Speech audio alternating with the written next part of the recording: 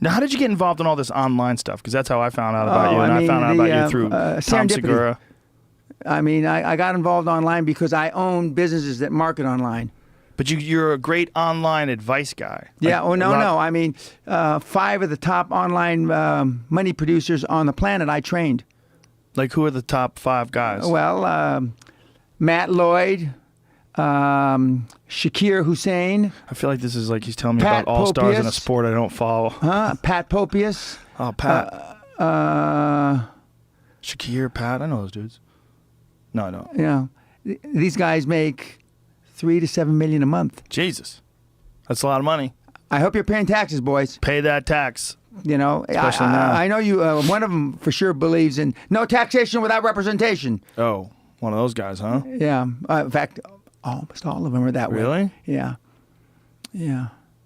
So, but I trained them, but I didn't train.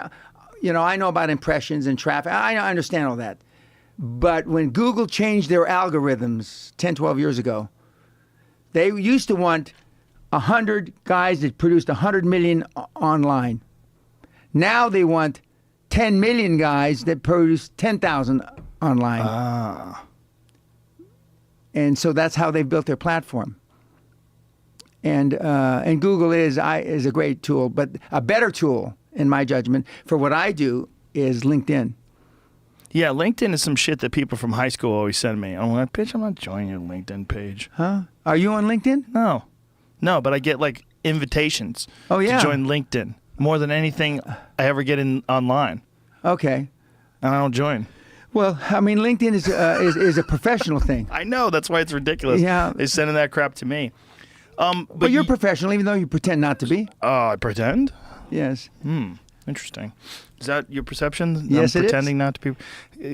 Assess me. That's your shtick. Oh, my shtick is that I pretend to not be professional? No. Your shtick is you pretend to be outside the box. When I believe that you're more inside the box than these melonheads listening know or realize. Well, like, what do you mean by in the box? I mean, you have some. I know you're a libertarian, if my research is correct. Pretty much. Okay, and I realize, but I mean, you believe in some real down-to-earth values that are actually in the box that made America great.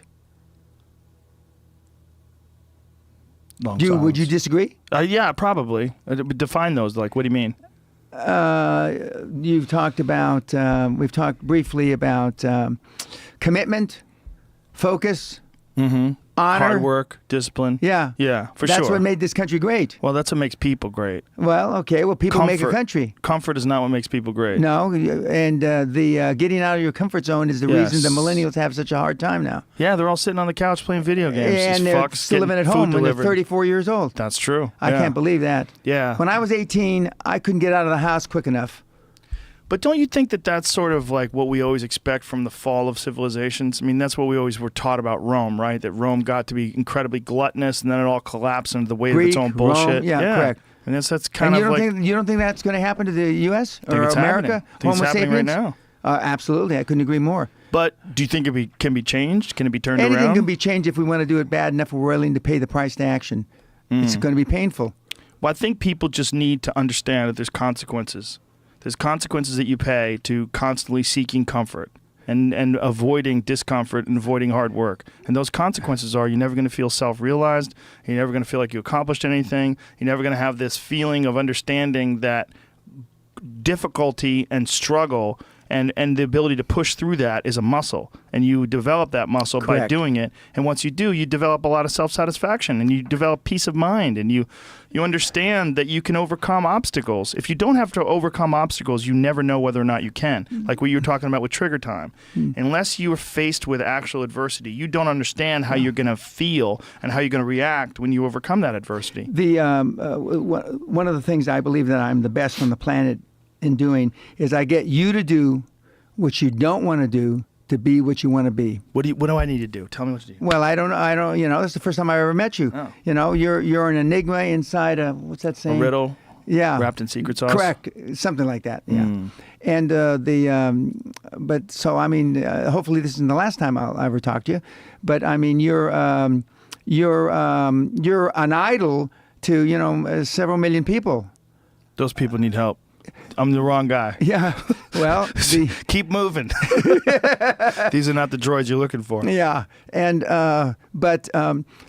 what I do, and before they put dirt on me in 50 more years, is I want to minimize people's regrets. Okay, and because we all have regrets, and I told you what my 3 regrets were earlier in your program here, but I mean to minimize regrets, and the millennials will have a different sort of regrets.